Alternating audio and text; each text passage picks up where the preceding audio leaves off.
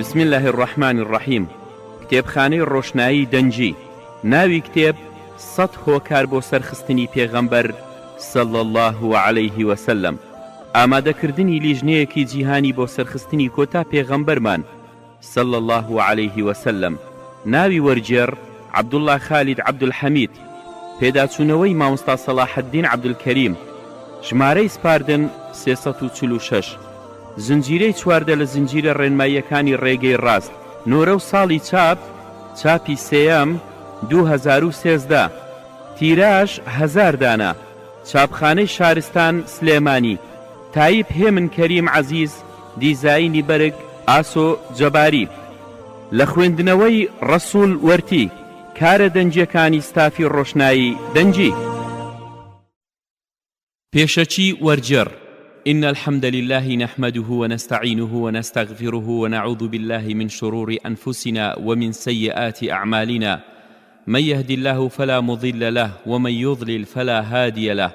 وأشهد أن لا إله إلا الله وحده لا شريك له وأشهد أن محمدا عبده ورسوله. يا أيها الذين آمنوا اتقوا الله حق تقاته ولا تموتن إلا وأنتم مسلمون. يا أيها الناس اتقوا ربكم الذي خلقكم من نفس واحدة وخلق منها زوجها وبث منهما رجالا كثيرا ونساء واتقوا الله الذي تساءلون به والأرحام إن الله كان عليكم رقيبا. يا أيها الذين آمنوا اتقوا الله وقولوا قولا سديدا يصلح لكم أعمالكم ويغفر لكم ذنوبكم ومن يطع الله ورسوله فقد فاز فوزا عظيما. أما بعد، فإن خير الحديث كتاب الله وأحسن الهدي هدي محمد صلى الله عليه وسلم وشر الأمور محدثاتها وكل محدثة بدعة وكل بدعة ضلالة وكل ضلالة في النار. لپاشاندا بەڕاستی مسلمانە بەڕێز و خۆشەویستەکان بە پێویست و گرنگم زانی کە لە کات و ساتێکی وەک ئەمڕۆدا ئەم نامیلکەیە بچووکە بەم قەبارەیە پڕسوود و مانا بە خوێندنەوە و پاداشتی گەورە بۆ ئەو کەسێک کە کردار دەکات بە ناوەڕۆکەکەی وەرجێڕمە سەر زمانی ڕەسەن و شیرینی کوردی خۆمان، بەڵکو هەمومان سوودمەند بین لێی. بە پشتیوانی خوای گەورە و هەروەها بۆ ئەوەی کە چاو ڕۆشن و ئاگادار بین لە مافەکانی پێغەمبەری خوا صلی الله عليه وسلم بەسەرمانەوە، بۆ ئەوەی بزانین بەوەی کە ئەرک و پێویستە لە سەرشانی هەموو لایەکمان پێشەوا و خۆشەویست و پێغەمبەرمان محەممەد صلی الله عليه وسلم سەر بخەین، هەر یەک بە گوێرەی توانا و شارەزای و ئاست و دەسەڵاتی خۆی. وەک ڕوون و ئاشکرایە لەم نامیلکەیەدا باز لە مافەکانی پێغەمبەری خوا عەلەیهی سەڵات وەسەلام کراوە وەچی پێویستە لەسەر ئەو کەسایەتی و لایەنانە بەرامبەر بەو مافانەی پێغەمبەری خوا عەلەیهی سەڵات وەسەلام کە ئەنجامی بدەن. بۆیە بە پێویستی دەزانم کە لە سەرەتادا و پێش ئەوەی کە بچینە ناو بابەتەکانەوە کە چەند ئەرکێکی سەرشانی دەسەڵاتدارەکان باز بکەم کە پێویستە لە سەریان کە جێبەجێ بکەن لەوانە. یەکەم دەبێ هەڵسن بە پارێزگاریکردن لە مافەکانی پێغەمبەری خوا عەلەیهی سەڵات وەسەلام و مافی گەلە کوردە مسلمانەکەیان، بە تایبەتی و مسلمانانی تریش بە شێوەیەکی گشتی و لە ڕاستیشدا ئەمە مافی گەلی کوردیشە، چونکە کورد زۆرینەی هەر زۆری مسلمانە و شوێنکەوتەی پێغەمبەری ئیسلامە عەلەیهی سەڵات وەسەلام، بەوەی کە ڕێگری بکەن و نەهێڵن کە لەلایەن هیچ لە دەستگاکانی ڕاگەیاندن و بەناو ڕۆژنامەنووسان و ڕۆشنبیران و ڕووناکبیران و نووسەرانەوە گاڵتە و سوکاتی بکرێت بە شتێک لە مقدەساتی ئەم ئاینی ئیسلامە پیرۆزە، لەسەروی هەمووشیانەوە گاڵتەکردن بە خوای گەورە و قورئانەکەی و بە پێغەمبەری خوا عەلەیهی سەڵات وەسەلام فەرمودەکان و سونەتەکانیەوە. دووەم، سزا سەپاندن بەسەر ئەو شوێن و لایەن و کتێبخانە و چاپخانە و کەسانەی کە لە پشت ئەو نووسین و بڵاو کراوە پەرتوکانەوەن کە سوکاتی بە ئاینی ئیسلام و پێغەمبەری خۆشەویستمان تێدا دەکرێت صلی الله عليه وسلم. سێم، قەدەغەکردن و ڕێگەنەدان بە فرۆشتنی ئەو کاسێت و ڕۆژنامە و گۆڤار و پەرتوکانەی کە سوکاتی بە مقدەساتی پیرۆزی ئەم ئاین و پێغەمبەرەکەی تێدا دەکرێت صلی الله عليه وسلم. لەبەر ئەوەی بە تێک ڕایی دەنجی زانایان کڕین و بڵاوکردنەوە و ڕیکلامکردن و فرۆشتن و چاپکردن و بارکردن و هەتا دوایی ئەو جۆرە کاسێت و نووسراوانە حرامن و کارێکی نادروستە. چوارم، داوامان وایە کە جارێکی تر ڕێگەن نەدەن بە کەسانێکی بێدین و گومڕای وەک مەریوان هەڵەبجەی و هەڵمەتگۆران و هاوشێوەکانیان کە خۆیان و پەرتوچیان ئازاد بن لە لەکەدارکردنی ئاینی پێغەمبەرمان صلی الله عليه وسلم. پێنجەم و کۆتایی دەبێت دەسەڵات و دەسەڵاتداران بڕیارێک دەربکەن کە هەر کەسێک سوکایەتی بەخوا و پێغەمبەری خوا صلی الله عليه وسلم و پیرۆزیەکانی ئیسلام کرد بە توندترین شێوە سزا بدرێت کە لەگەڵ شەرعی خوددا بگونجێت لەبەر ئەوەی پێغەمبەرمان محەممەد صلی الله عليه وسلم ئەوەندە بەڕێز و خۆشەویستە لە لای خوای گەورە و پاشان مسلمانانی ڕاستگۆوە تەنانەت ئەوە تا خوای گەورە فەزلی پێغەمبەری خۆمانی داوە بەسەر هەموو پێغەمبەرانی ترەوە بەوەی کە خوای گەورە تایبەتمەندی بە پێغەمبەرمان محەممەد صلی الله عليه وسلم داوە کە بەناوی خۆیەوە بانگی ناکات لە هیچ ئاەتێکی پیرۆزی قورئاندا بە پێچەوانەوە خوای گەورە بانگ لە هەر پێغەمبەرێکی تر دەکات بەناوی خۆیەوە بەڵگەش لەسەر ئەم قسەی کە کردمان بۆ نمونە خوای گەورە دەربارەی پێغەمبەرمان محەممەد صلی الله عليه وسلم دەفەرمێت یا ئەیها النەبی و هەروەها یا ئەیها الرەسول بەڵام ئەم تایبەتمەندیە بەکار نەهاتووە بۆ هیچ یەکێک لە پێغەمبەرانی تر ئەوە تا خوای گەورە دەربارەی ئادەم عەلەیه السەلام دەفەرمێت لەسەر بۆچوونێک بەوەی کە ئەویش پێغەمبەر بووە یا ئادەم اسکن و هەروەها دەربارەی پێغەمبەر نوح عەلەیه السەلام فەرموویەتی یا نوح اهبط بسەلام و هەروەها دەربارەی پێغەمبەر ئیبراهیم عەلەیه السەلام فەرموویەتی یا ئیبراهیم قەد صەدەقتە الرؤیا و هەروەها جارێکی تر دەربارەی پێغەمبەر ئیبراهیم عەلەیه السەلام فەرموویەتی یا ئیبراهیم ئەعرض عن هذا و هەروەها دەربارەی پێغەمبەر موسى عەلەیه السەلام فەرموویەتی یا موسى إني أنا الله رب العالمين و هەروەها دەربارەی پێغەمبەر عیسا عەلەیه السەلام فەرموویەتی یا عیسى ابن مريم اذكر نعمتي و هەروەها دەربارەی پێغەمبەر لوط عەلەیه السەلام فەرموویەتی یا لوط إنا رسول ربك و هەروەها دەربارەی زەکەریا عەلەیه السەلام فەرموویەتی یا زەکەریا إنا نبشرك و هەروەها دەربارەی پێغەمبەر یەحیا عەلەیه السەلام فەرموویەتی یا یەحیا خذ الكتاب بقوة و هەروەها دەربارەی پێغەمبەر داود عەلەیه السەلام فەرموویەتی یا داود إنا جعلناك خليفة في الأرض ئەم چەند فەرموودەیە کە هێنامانەوە بنمونە بۆ ئەوە بوو کە بزانین خوای گەورە چەندێک پێغەمبەرمانی صلی الله عليه وسلم خۆشویستەوە و ڕێزی بۆ داناوە بەسەر پێغەمبەرانی ترەوە چ جای کەسانێک کە لە خوار پێغەمبەرانەوەن عەلەیه الصلاة والسلام دەبا ئیتر بەوەفا بین بەرامبەر بەخۆی و سونەتەکانیەوە سەری بخەین و ڕێزی بۆ دابنین و شوێنی بکەوین بەڵکو خوای گەورە بەزەی و لێخۆشبوونی بەسەرماندا بڕژێت وەک خوای گەورە دەفەرمێت وأطيعوا الله ورسوله لعلكم ترحمون واتە گوێڕایەڵی خوای گەورە و پێغەمبەرەکەی بکەن صلی الله عليه وسلم بەڵکو خوای گەورە بەزەی و ڕەحمی پێتان بێتەوە دەبا ئەوانەی تا ئێستا بەناوی ئاینی ئیسلامەوە بانگەشەی خۆشویستنی پێغەمبەری خوا صلی الله عليه وسلم دەکەن بزان و دەست هەڵبگرن لە بیدعا بەگشتی و لە بیدعەی مەولودیش بەتایبەتی چونکە بەڕاستی خۆشویستنی پێغەمبەری خوا صلی الله عليه وسلم بەوە نابێت کە یادێکی بیدعە و داهەندرا و بجێڕن لە ساڵێکدا یەک جار بەناوی خۆشویستنیان بۆ پێغەمبەری خوا صلی الله عليه وسلم دەبا لەبەر خوای گەورە و پاشان خۆشویستنیان بۆ پێغەمبەری خوا عەلەیه الصلاة والسلام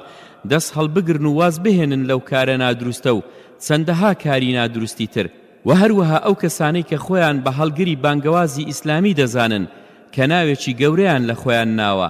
بابەز بێت واز لێهێنان و بە سوگدانانیان بۆ سونەتەکانی پێغەمبەری خوا عەلەیه الصلاة والسلام ئیتر با لە خوا بترسن وەکە ئەمە ڕێزی پێغەمبەری خوا عەلەیه الصلاة والسلام بێت لای خوای گەورە پێویستە ئێمەش بە خۆماندا بچینەوە بزانین پێغەمبەری خوا عەلەیه الصلاة والسلام چێیە و ئایا کەسێکی وا سادە و ساکارە تاکو بتوانین ئاوازمان درێژی بەرامبەر بکەین حاشا لە پێغەمبەری خوا عەلەیه الصلاة والسلام 100 جار حاشا ئەوە تا خوای گەورە لەبەر مەزنی و ڕێزی پێغەمبەری خوا حرامی کردووە کە بانگی پێغەمبەری خوا عەلەیه الصلاة والسلام بکەین بەناوی تەنهایی خۆیەوە وەک دەفەرموێت لا تجعلوا دعاء الرسول بينكم كدعاء بعضكم بعضا واتە بابان کردنی پێغەمبەری خوا صلی الله عليه وسلم لە نێوانتاندا هەر وەک بان کردنی هەندێکتان بۆ هەندێکی ترتان نەبێت بەداخەوە زۆر جار گوێمان لە بەناو بانگخوازەکان دەبێت کە دەڵێن محەممەد وای وتووە بەبێ ئەوەی بڵێن پێغەمبەری خوا و بەبێ ئەوەی سەڵاواتی لەسەر بدەن ئەمە خۆی لە خۆیدا بێ ئەدەبیەکی زۆری تێدایە لە بەرامبەر پێغەمبەری خوا عەلەیه الصلاة والسلام و لە پێش کۆتاییدا دەمەوێت ئەوەتان پێ ڕابگەێنم کە کاری من لەم نامیلکەیەدا بریتی بووە تەنها لە وەرجێڕانی بۆ سەر زوبانی کوردی لە عەرەبیەوە و پاشان تەخریج و دەرنان و دەرهێنانی فەرموودەکان لەسەر چاوەڕاستەکانی زانایانی فەرموودەناس وەکو شێخی پایە بەرز و زانای فەرمودەناس و شارەزا لە فقه و ئاینی خودا شێخ محەممەد نەسڕەدین ئەلبانی ڕەحمەتی خوای لێبێت و بۆیە پێم خۆش بوو کە ئەم بابەتەتان پێشکەش بکەم چونکە پێغەمبەر صلی الله عليه وسلم لە جەنگی ئوحوددا بە هاوڵەکانی فەرموو کە ئێمەش دەگرێتەوە هەر کەسێک بێ باوەڕام بگرێتەوە لێمان ئەوە بەهەشتی بۆ هەیە یاخود ئەوە دۆست و هەواڵی منە لە بەهەشدا بۆیە منیش هەروەک وەڵامێک بۆ ئەو بانگەوازەی پێغەمبەری خوا عەلەیهی سەڵات وسەلام ئەم بابەتە بچووکەتان پێشکەش دەکەم هیوادارم جێ ڕەزامەندی خوای گەورە و پاشان ئێوەی خوێنەری بەڕێز بێت ئینشا ئەڵڵا لە کۆتاییدا داواکارم لە خوای گەورە بەکردەوەی چاک لێمانی وەربگرێت و بەرزی بکاتەوە بۆ لای خۆی و هەروەها داوای لێ دەکەم کە ئیسلام و قورئان و سونەتەکانی پێغەمبەرەکەی صلی الله عليه وسلم سەر بخات و پەرەی پێبدات لە هەموو جیهاندا و هەروەها داوای لێ دەکەم کە ئەو موسڵمانە یەکتا پەرستانە و ڕاستگۆیانش سەر بخات کە لە هەر کوێیەک هەن بۆ خاتری ناوە جوانەکان و سیفاتە بەرزەکانی خۆی آمین وصلى الله على نبينا محمد وآله وصحبه أجمعين بسم الله الرحمن الرحيم بيشتشي نوسر لا برشازدا الحمد لله رب العالمين والصلاة والسلام على أشرف الأنبياء والمرسلين نبينا محمد وآله وصحبه أجمعين لپاشان دا براستي يكم پای لپای گورکانی اسلام شایەتی دانە بەوەی کە هیچ پەرستراوێک نییە شایستەی پەرستن بێت بە حەق جگە لە خودا نەبێت و محەممەدیش صلی الله عليه وسلم پێغەمبەری خودایە و جێبەجێکردنی بەشی دووەم لەم دوو شایەتی دانە ئەوی شایەتی دانە بەوەی کە محەممەد صلی الله عليه وسلم پێغەمبەری خودایە ئەم شایەتی دانش تەواو و جێبەجێکراو دەبێت لە میانەی ئەم فەرمانانەی خوارەوە یەکەم بەڕاستگۆ دانانی پێغەمبەر لە هەر شتێک کە هەواڵی لەبارەوەدا بێت و سەرەتایی ترینیشیان بەوە دێتە جێ بڕواد وابێت بەوەی کە ئەو پێغەمبەر و نێردراوەی خودایە بۆ هەموو جنۆکە و مرۆڤەکان بە تێکڕا بۆ گەیاندنی سروشی خوددا ئەویش قورئان و فەرمودەکانە کە پێک هاتەی ئاینی ئیسلامن ئەو ئاینەی کە خوای گەورە هیچ ئاینێکی تر وەرناگرێت جگە لە ئەو نەبێ دووەم گوێڕایلیکردنی پێغەمبەری خوا و ڕازیبوون بە فەرمان و ڕوایەتەکەی وەخۆ بەدەستەوەدان بۆ حکومەکانی بەخۆ بەدەستەوەدانێکی تەواو وملکەت بوون بۆ سونەتەکانی و پەیڕەوکردنیان لە خۆتدا وەفڕێدان و دوورکەوتنەوە لەو شتانەی کە جگە لە سونەتەکانی ئەون صلی الله عليه وسلم سێم خۆشویستنی پێغەمبەری خوا صلی الله عليه وسلم لە ڕووی خۆشویستنی باوک و دایک و منداڵ و گیانەوەیە و خۆشویستنی ئەوت لێداوا دەکات کە بە گەورەی بزانیت و ڕێزی لێ بگریت و سەری بخەیت و بەرگری لێ بکەیت و خۆت پەیوەست بکەیت بەو شتانەی کە لەوەوە هاتوون چوارم دەست هەڵگرتون و واسێنان لەو شتانەی کە پێغەمبەری خوا عەلەیهی سەڵات وسەلام قەدەغەی کردووە و دەڵێت مەیکە و هەروەها دەبێت پەرستن نەکرێت بۆ خوددا جگە بەو شێوە نەبێت کە پێغەمبەری خوا عەلەیهی سەڵات وسەلام دیاری کردووە بۆمان و لەسەر هەموو موسڵمانێکە کە پەلە بکات بۆ جێبەجێکردنی ئەم واتایە سەرخستنی پێغەمبەری خوا عەلەیهی سەڵات وسەلام لەسەر ئاستی تاک لاپەڕە 21 یەکەم تێرمان و بیرکردنەوە لەو نیشانە و بەڵگانەی کە حاشا هەڵنەگرن و بەڵگەی تەواون لەسەر پێغەمبەرایەتی پێغەمبەری خوا صلی الله عليه وسلم بەوەی کە ئەو پێغەمبەری خودای پەروەردگاری هەموو بوونەوەر و جیهانە و بنچینەی بەڵگەکانیش لە قورئانی پیرۆزەوە سەرچاوەیان گرتووە ویان هەر شتێک کە ببێت بە بەڵگە لەسەر ڕاستیەتی پێغەمبەری خوا صلی الله عليه وسلم دوو فێربوون و ناسینی ئەو بەڵگانەی لە قورئان و فەرمودە و کۆدەنجی زانایانیان هاتووە کە بەڵگەن لەسەر پێویستبوونی گوێڕاڵیکردن و شوێنکەوتن و پێڕەوکردن و خۆچواندن بە پێغەمبەری خوا عەلەیهی سەڵات وەسەلام سێم زانست و زانیاریت هەبێ بەوەی کە خوای گەورە سونەت و فەرمودەکانی پێغەمبەری خوای صلی الله عليه وسلم پاراستووە خوای گەورە دەفەرمێ ئینا نەحن نەزەلنا الذیکر وئینا لەه لەحافیظون الحجر ئاەتی نۆ واتە ئێمە خۆمان قورئانمان دابەزاندووە و ئێمە هەر خۆشمان دەیپارێزین ئەوەیش لە میانەی ئەو کۆششە گەورانەوە پارێزراوە کە زاناکان پێی هەڵساون بە درێژی سەردەمە جیاوازەکان کە ڕاستیان لە لاوازی جیا کردوتەوە و لەسەر ورترین بنەما کۆیان کردوتەوە ئەویش یەکێکە لە تایبەتمەندیەکانی ئەم ئومەتە کە بەتەنها پێی هەڵساون جیاواز لە ئومەتەکانی پێشووتر چوار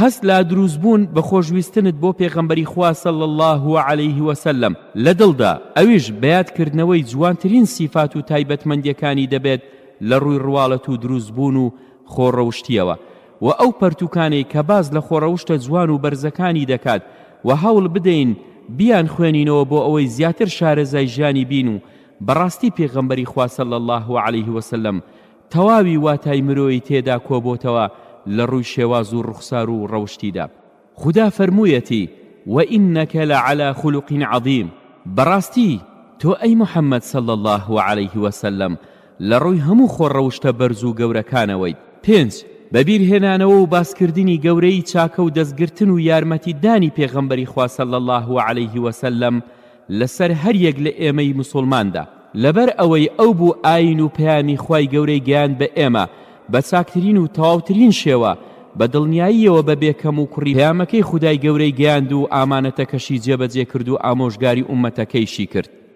6 هەموو شتێکی چاک و بەسوود کاتێک بۆمان ئاسان دەبێت و دەستمان دەکەوێت بیدەینە پاڵی و بڵێین بەهۆی پێغەمبەری خواوەیە صلی الله عليه وسلم لە دوای فەزل و گەورەی و پێزانینی خوای گەورەوە کە پێمان دەدرێت اینجا ئەگەر هاتوو ئەو شتە بۆ دنیامان سوودمان پێ بگەێنێت یاخود بۆ دوا ڕۆژمان لەبەر ئەوەی کە پێغەمبەری خوا صلی الله عليه وسلم ڕێگە چارەمان بوو بۆ دۆزینەوەی ڕاستیەکان و ڕێنمایی کەرمان بوو بۆ ئەو ڕێگە ڕاستەی کە بانگەوازی بۆ دەکرد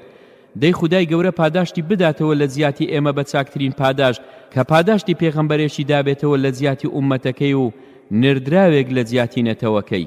7 دەبێت ئەو بڕوایەمان لا دروست ببێت بەوەی کە پێغەمبەری خوا صلی الله عليه وسلم بە سۆستر و بە بەزەیتر و بە هەوڵتر بووە بۆ ئوممەتەکەی لە خودی ئوممەتەکەی. النبي أولى بالمؤمنين من أنفسهم. أحزاب آيات 6 واتە پێغەمبەری خوا صلی الله عليه وسلم لە پێشتر و نزیکتر و بە بەزەیتر و بە زۆشترە بۆ بڕواداران لە نەفس و گیانی خۆیان بۆ خۆیان. 8 هەوڵ بدەین ئاشنا و شارەزا بین لەو ئاەت و فەرمودانەی کە بەڵگەن لەسەر مەزنی پلە و پایە و ڕێز و شوێنی پێغەمبەری خوا صلی الله عليه وسلم لای پەروەردگار و دروستکەرەکەی و ئەوەش بزانین کە خوای گەورە پێغەمبەری خوای صلی الله عليه وسلم زۆر خۆشویستەوە ڕێزی بۆ داناوە بە تایبەتی ترین شێوە. 9 پەیوەستبوون بەو فەرمانانەی خوای گەورەوە سەبارەت بەوەی کە دەبێت پێغەمبەری خوا صلی الله عليه وسلم خۆش بوێت بەڵکو دەبێت خۆشویستنمان بۆ پێغەمبەری خوا پێش خۆشویستنی نەفس و گیانمان بکەین بە بەڵگەی ئەم فەرمودەی پێغەمبەری خوا عليه الصلاة والسلام کە دەفەرمێت لا يؤمن أحدكم حتى أكون أحب إليه من ولده ووالده والناس أجمعين.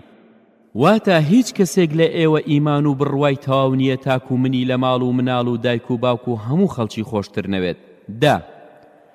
پەیوەستبوونمان بەو فەرمانانەی خوای گەورەوە دەربارەی بەڕەوشت بوونمان لەگەڵ پێغەمبەری خوادا عەلەیهی السەڵات وەسەلام و سونەتەکانیدا بە بەڵگەی ئەم فەرمودەیەی کە خوای گەورە دەفەرمێت يا أيها الذين آمنوا لا ترفعوا أصواتكم فوق صوت النبي ولا تجهروا له بالقول كجهر بعضكم لبعض أن تحبط أعمالكم وأنتم لا تشعرون. حجرات آية 2 واتا أي أواني باورتان هناوا دنجي خوتان مخن سروي دنجي پیغمبري خوا صلى الله عليه وسلم ولقل أو بدنجي برس سمكن هر وكو چون لقل يكتري داق صدكن نوكو آكامي كارتان تيابچه و ايوش هستو آقاداريتان نبيد و هروها دفرميد إن الذين يغضون أصواتهم عند رسول الله أولئك الذين امتحن الله قلوبهم للتقوى لهم مغفرة وأجر عظيم. حجرات آية 3 واتا براستي أواني كلالاي پیغمبري خوا صلى الله عليه وسلم دنجا نزم دكنوا أوانا كسانيكن كخواي گەورەی دڵنیایی تاقی کردوتەوە بە لە خواترسان هەر وەک چۆن ئاڵتون تاقی دەکرێتەوە بە ئاگر ئاڵتونە سادەکەی لێ زیاد دەکرێتەوە ئەوانە لێ خۆشبوون و پاداشتی گەورەیان بۆ هەیە و هەروەها دەفەرمێت لا تجعلوا دعاء الرسول بينكم كدعاء بعضكم بعضا. نور آيات 63 واتە بانکردنی پێغەمبەری خوا صلی الله عليه وسلم لە نێوانتاندا وەکو بانکردنی هەندێکتان بۆ هەندێکتان دامەنێن. 11 خۆ بەدەستەوەدان و ملکەت بوون بۆ ئەو فەرمانانەی خوای گەورە کە ئاماژەن بەوەی کە دەبێت ئێمەی موسڵمان بەرگری بکەین لە پێغەمبەری خوا صلی الله عليه وسلم و هەروەها دەبێت سەری بخەین و پارێزگاری لێ بکەین لە هەر ناخۆشی و ناڕەحەتیە کە بیانەوێت تووشی بکەن و یاخود لە هەر نوقستانی و کەمتەرخێمیە کە بیدەنە پاڵی هەر وەک چۆن خوای گەورە دەفەرمێت لیتؤمنوا بالله ورسوله وتعزروه وتوقروه فتح ئاەتی نۆ واتە بەخوا و پێغەمبەرەکەی صلی الله عليه وسلم بڕوا بهێنن و یارمەتی پێغەمبەرەکەی صلی الله عليه وسلم بدەن و سەری بخەن و ڕێزی بۆ دابنێن و بە گەورەی بزانن. 12 بوونی نیەتێکی ڕاستگۆیانە و درێژەدان بەردەوام بوون لەسەر ئەو نیەتە بۆ سەرخستن و پاراستن و بەرگەریکردن لە پێغەمبەری خوا عليه الصلاة والسلام. 13 بڕوا لە دروستکردن و هێنانە بیری پاداشتێکی زۆر زۆر گەورە لە دوا ڕۆژدا بۆ ئەو کەسەی خۆشویستنی پێغەمبەری عليه الصلاة والسلام جێبەجێ کردبێت بە شێوەیەکی ڕاست و ڕەوان بەوەی ئەو کەسەی دەبێت بە هاوڕێ و خۆشەویستی پێغەمبەری خوا صلى الله عليه وسلم لە بەهەشدا بەو فەرمایشتەی پێغەمبەری خوا عليه الصلاة والسلام کاتێک کە برایە گوتی من خوا و پێغەمبەری خوام صلى الله عليه وسلم خۆش دەوێت پێغەمبەری خوا عليه الصلاة والسلام پێی فەرموو أنت مع من أحببت واتە تۆ لەگەڵ ئەو کەسەدایت و حەشر دەکرێت لە دوا ڕۆژدا کە خۆشت دەوێت. 14 سووربوون و بەردەوامبوون لەسەر سەڵاوەتدان لەسەر پێغەمبەری خوا عليه الصلاة والسلام هەر کاتێک باس کرا و هەروەها لە دوای بانگدان و لە ڕۆژی هەینیدا و لە هەموو کاتێکدا لەبەر ئەوەی پاداشتێکی زۆر گەورە ئامادەکراوە بۆ ئەو کەسانێک کە سەڵاوات دەدەن لەسەر پێغەمبەری خوا صلی الله عليه وسلم ئەویش لەبەر گەورەی مافی پێغەمبەری خوا صلی الله عليه وسلم بەسەرمانەوە. 15 خوێندنەوەی ژیان نامەیەکی ڕاستی پێغەمبەری خوا صلی الله عليه وسلم لەگەڵ وەستان لەسەر ڕووداوەکان و وەستانی کەسێکی سوودمەند لە حکم و ڕوودا و پەندەکان و لەگەڵ سوود وەرگرتن لەو سوودانەی کە دەرهێنراون لە هەر ڕووداوێک و لەو ڕووداوانە و هەوڵیش بدرێت پەیوەستکردنیەوە بە ژیان و سەردەمی خۆمانەوە. 16 فێربوون و شارەزابوون لە فەرمودەکانی پێغەمبەری خوا صلی الله عليه وسلم و بە تایبەت خوێندنەوەی ئەو فەرمودانەی کە خاوەن زانستەکان بەڕاستیان داناوە لەو فەرمودانەی کە جێڕاویانەتەوە لە پێغەمبەری خوا صلی الله عليه وسلم لەگەڵ هەوڵدان بۆ تێگەیشتن لەو فەرمودانە و بایەغدان لە بەرچاوگرتنی ئەو هەموو داناییە بە نرخ و ڕەوشتە بەرز و پەرستش و ملکەتی بە تەواوانەی کە تەنها دەبێت بۆ خوای گەورە و دروستکەر ئەنجام بدرێت کە ئەویش لەو فێرخوازی و ڕێنماییە پێغەمبەرانەی پێغەمبەری خوا صلی الله عليه وسلممان بۆ دەردەکەوێت و فێری دەبین کە فەرمودەکە لە خۆی گرتبوو. 17 شوێنکەوتنی هەموو سونەتەکانی پێغەمبەری خوا صلی الله عليه وسلم لەگەڵ پێشدانانی کام لە هەموو گرنگتر و پەیوەستر لەوانی تر. 18 سووربوون لەسەر شوێن کەوتن و پێڕەوی کردنی پێغەمبەری خوا صلی الله عليه وسلم لە سونەتەکانیدا با ئەگەر بێت و ئەو سونەتە لە تەمەنتاندا یەک جاریش جێبەجێ بکەین ئەویش لەبەر گرنگیدان و سووربوونمان لەسەر شوێن کەوتووی کردنی پێغەمبەری خوا عليه الصلاة والسلام لە هەموو شتێکدا. 19 خۆپاراستن و دوورکەوتنەوە لەگاڵتەکردن بە شتێک لە سونەتەکانی پێغەمبەری خوا عليه الصلاة والسلام. 20 دڵخۆشبوون بە بڵاوبوونەوە و دەرکەوتنی سونەتەکانی پێغەمبەری خوا عليه الصلاة والسلام لە نێو خەڵکیدا. 21 دڵتەنگ نەبوون و پێناخۆش نەبوون بە دیارنەمانی هەندێک لە سونەتەکانی پێغەمبەری خوا صلی الله عليه وسلم لە نێو هەندێک خەڵکدا. 22 دەبێت ڕقت لە هەر ڕەخنەگر و توانز دەرێک بێت کاتێک کە ڕەخنە بگرێت و توانز بدات لە خودی پێغەمبەری خوا عليه الصلاة والسلام یاخود بە شتێک لە سونەتەکانی. 23 خۆشویستنی ئال و بەیتی پێغەمبەری خوا عليه الصلاة والسلام لە خاو و خێزان و وەچەکانیەوە و هەوڵ بدەیت خۆت نزیک بکەیتەوە لە خوای گەورە بەهۆی خۆشویستنی خوای گەورەوە بۆنەوە وەچەکانی پێغەمبەرەوە صلی الله عليه وسلم ئەویش لە بەرخاتری نزیکیانەوە لە پێغەمبەری خوا صلی الله عليه وسلمەوە لەبەر موسڵمان بوونیشیانە بە ئاینی پیرۆزی ئیسلام و هەر کەسێکمان بینی لەوان یاخی بوون و هەوڵ بدەین ڕێنماییان بکەین لەبەر ئەوەی ڕێنمایی کردنینەوە و وەچەکانی پێغەمبەری خوا صلی الله عليه وسلم خۆشەویستتر بوو لە لای پێغەمبەری خوا صلی الله عليه وسلم لە ڕێنمایی کردنی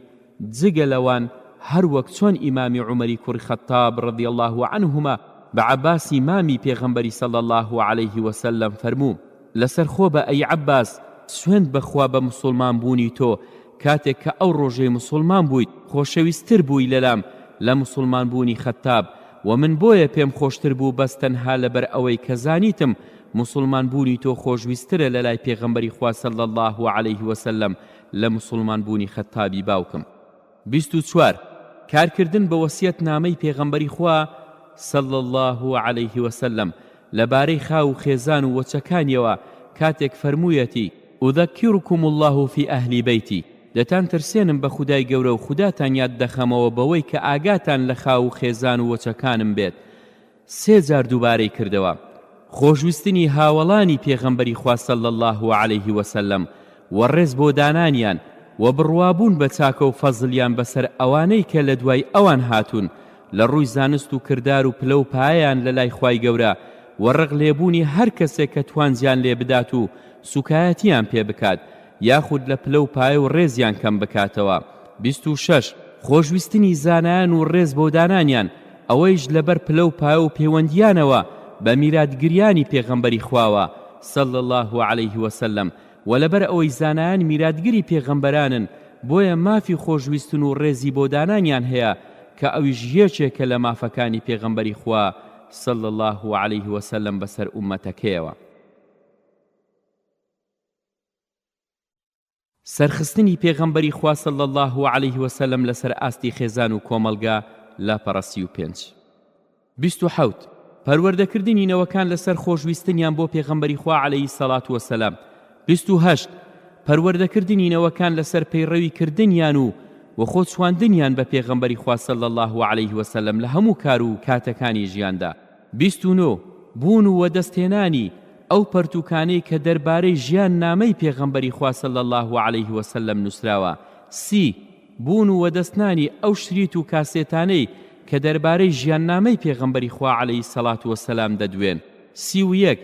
وەدەستهێنان و هەڵبژاردنی ئەو فلیمە کارتۆنیانەی کە پلان و بەرنامەیەکی ڕوونی تێدایە لە پەروەردەکردندا. 32 تەرخانکردنی وانەیەک بێت یاخود زیاتر لەوانەیەک لە هەفتەیەکدا دەربارەی ژیان نامەی پێغەمبەری خوا عليه الصلاة والسلام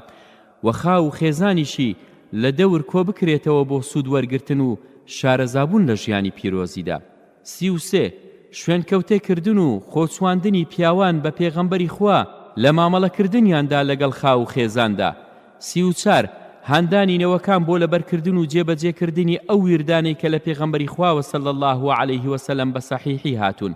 35 هاندانی نەوەکان بۆ لادانە لاوەی بەشێک لە خەرجی ڕۆژانەیان لە پێناو جێبەجێکردنی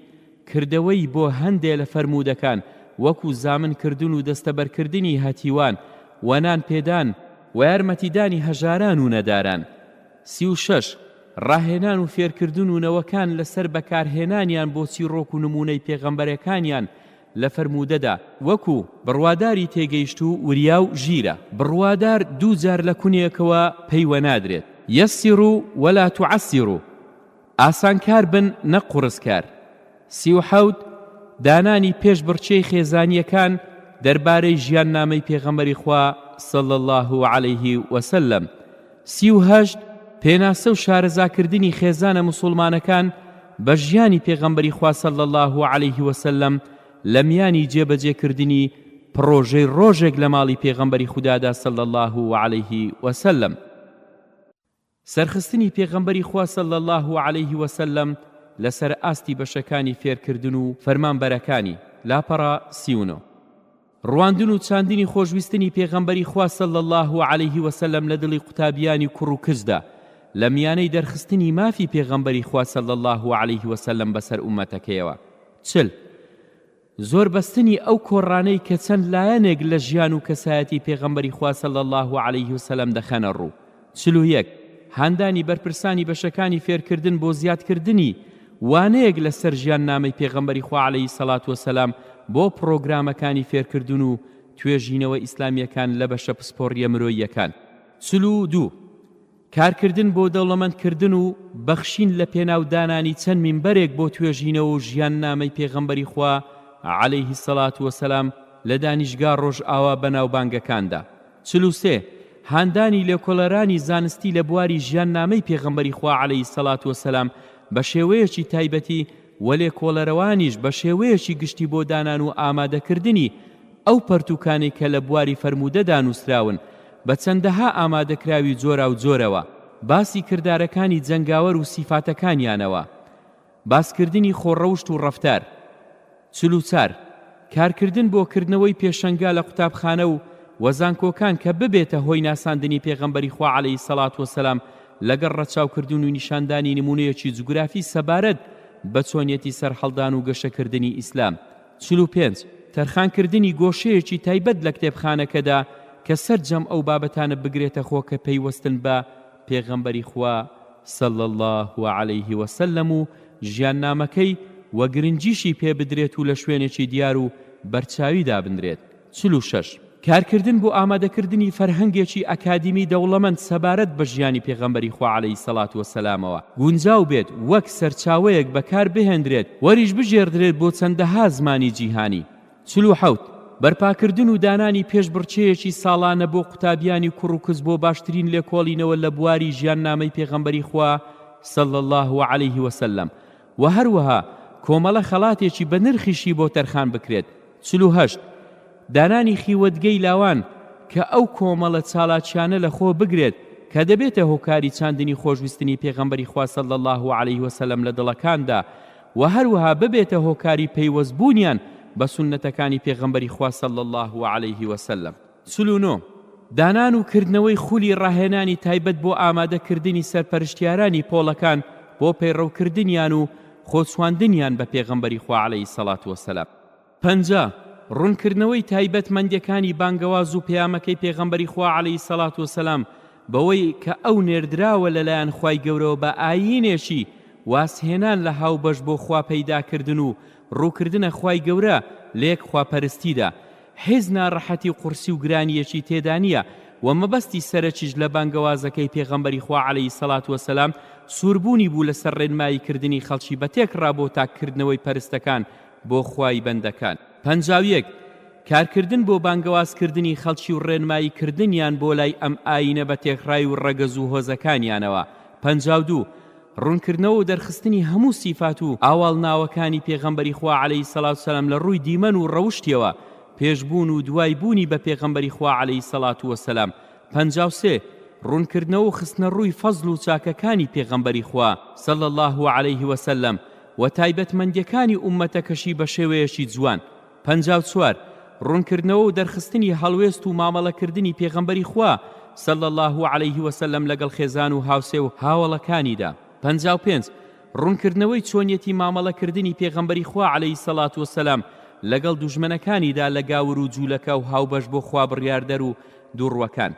56 ڕوونکردنەوەی بەرنامە و پڕۆگرامی ژیانی ڕۆژانی پێغەمبەری خوا عەلەیهی سەڵات وەسەلام. 57 تەرخانکردنی وتاری دووەمی هەندێک لە جومعەکان بۆ بەبیرهێنانەوەی هەندێک لە ڕووداوەکانی ژیاننامەی پێغەمبەری خوا عەلەیهی سەڵات وەسەلام ئەوە سەرڕای کە دەبێتە چەندەها وتاری تری تاو و تایبەت تەرخان بکرێت بۆ باسکردنی ژیاننامەی پێغەمبەری خوا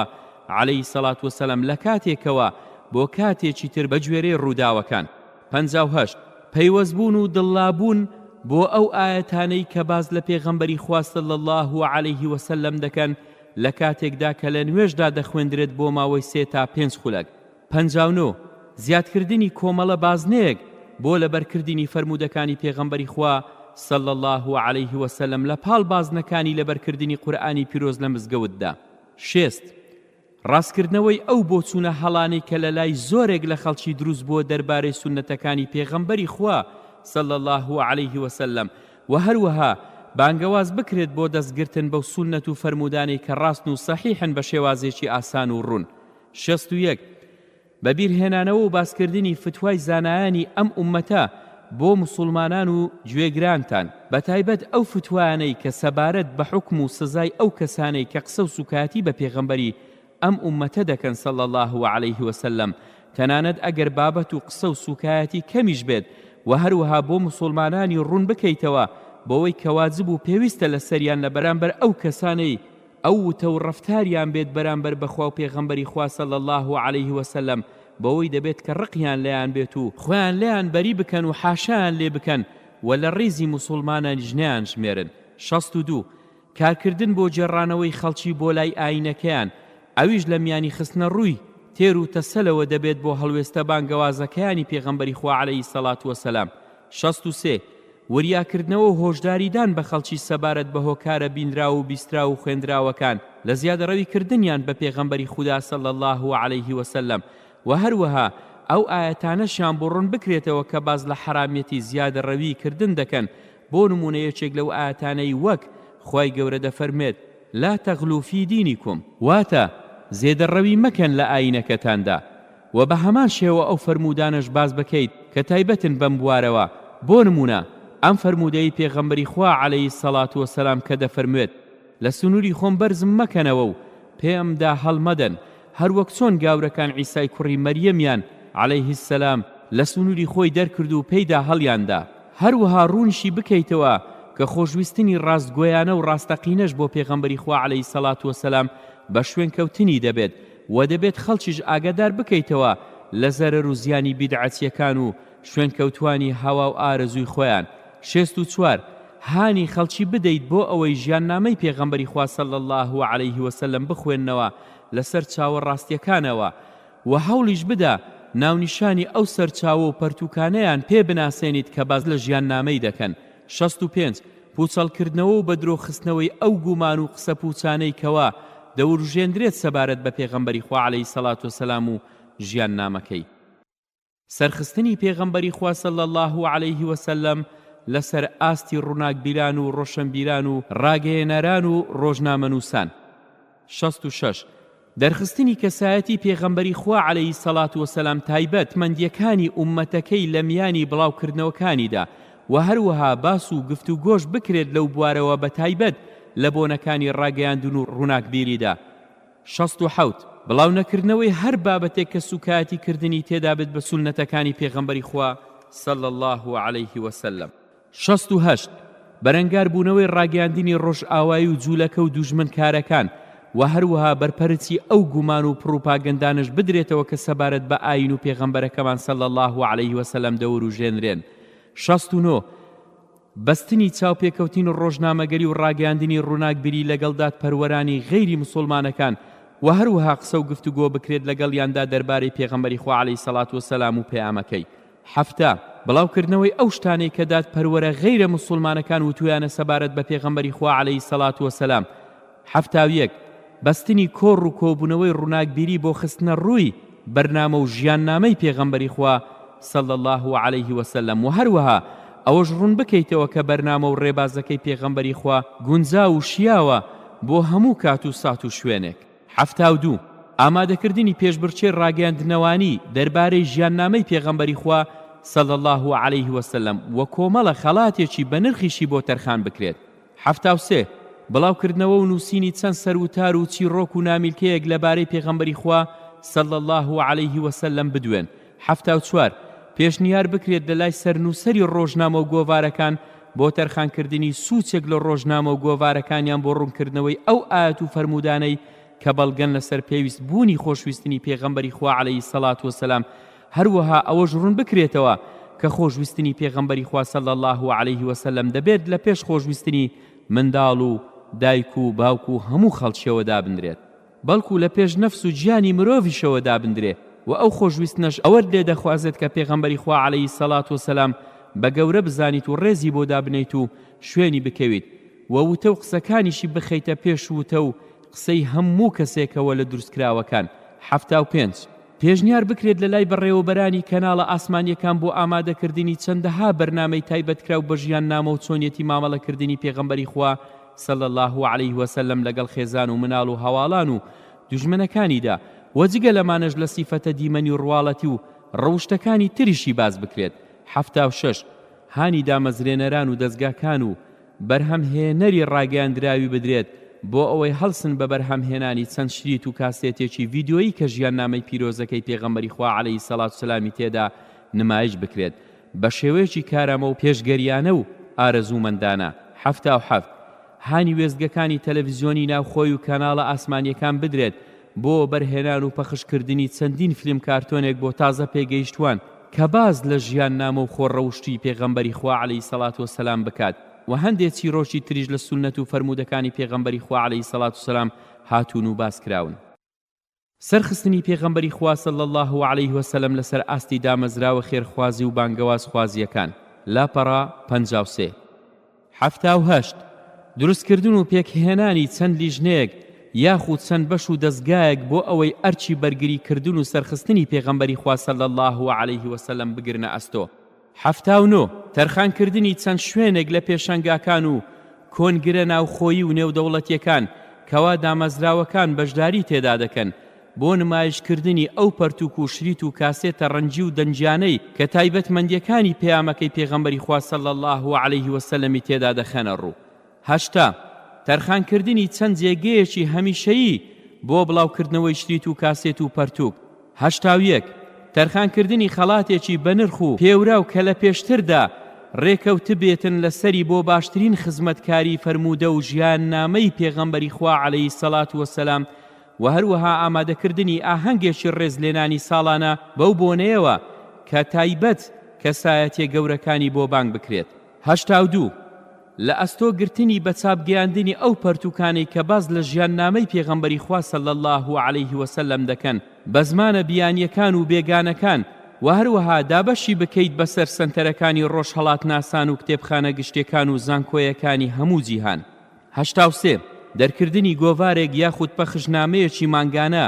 کە گرنگی و بایەغ بدات بە ژیان نامەکەی پێغەمبەری خوا عەلەیهی سەڵات وەسەلام و فێرکاریەکانی ئاینی ئیسلام